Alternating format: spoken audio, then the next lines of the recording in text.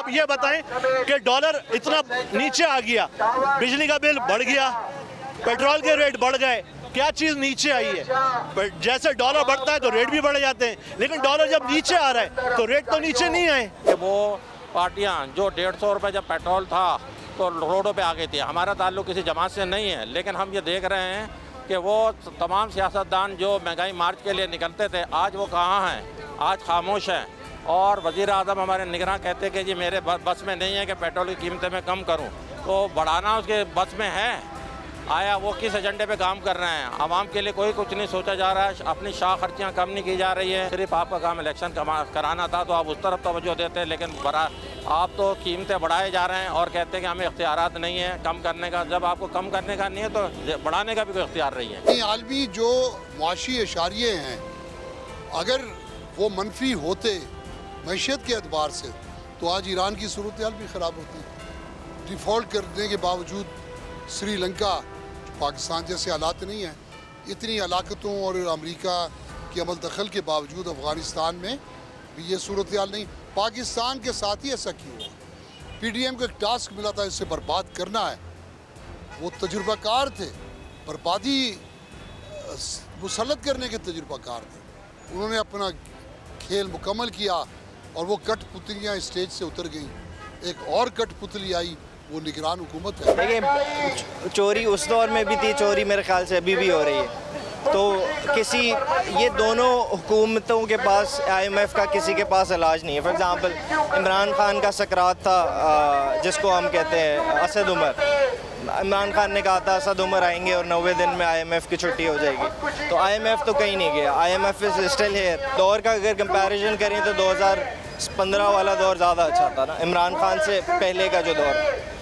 लेकिन वो दौर दिखने में तो बहुत अच्छे हैं, लेकिन उनका जो इम्पैक्ट है वो आपको आज दिख रहा है। Same goes for Imran Khan. 2018 की जो पॉलिसीज़ थी उनका इम्पैक्ट आपको 2022 में आके दिखा, जो कि बहुत बुरा है। हर दौर पहले आने वाले दौर से बदतर ही हो रहा है। इमरान खान के दौर में भी बहुत सारे मसाइल थे, इन्होंने इमरान खान को इसीलिए हटाया था ना कि उसने महंगाई की है, लेकिन अब देखें इसको मजीद उन्होंने इमरान खान के दौर से भी बदतर दौर कर दिया। जिसकी जेब में पैसा है वो कम परेशान है, जिसके पास अच्छे पैसे नहीं हैं, कम तनख्वाहें हैं, वो परेशान हैं।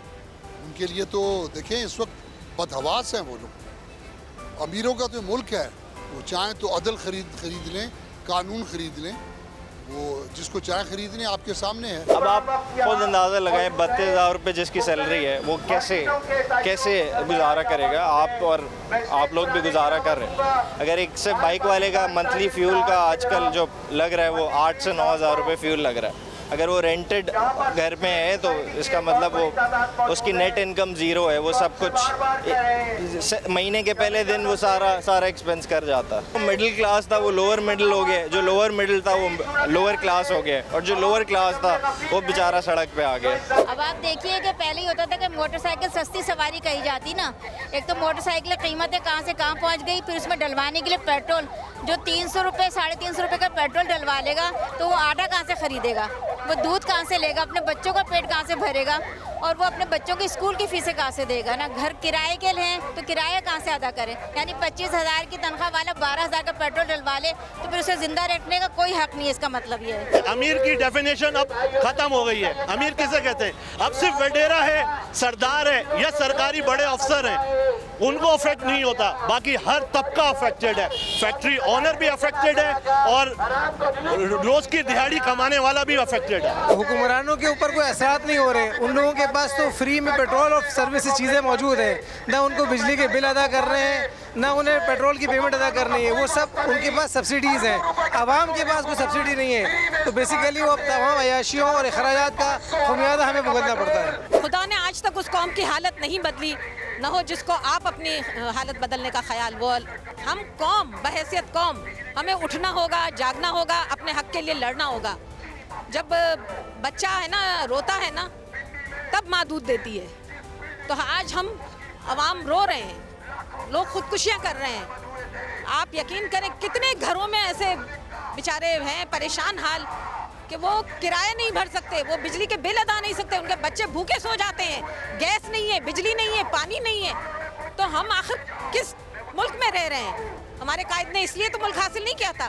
पाकिस्तान दुनिया का ऐसा मुल्क है जिसे किसी मुफक्किर ने किसी ने कहा था कि एक कैप्सूल में भर के खला में छोड़ दो ना तो वो अपनी ज़रूरियात पूरी कर लेगा।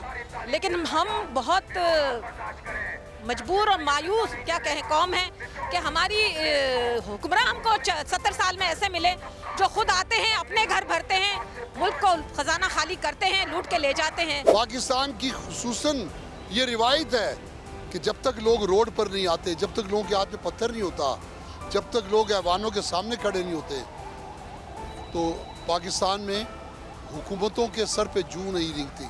अब भी आप देख सकते हैं 16 माह क्या हुआ, एहतजाज नहीं हुआ तो जुल्म के वो पहाड़ तोड़े गए।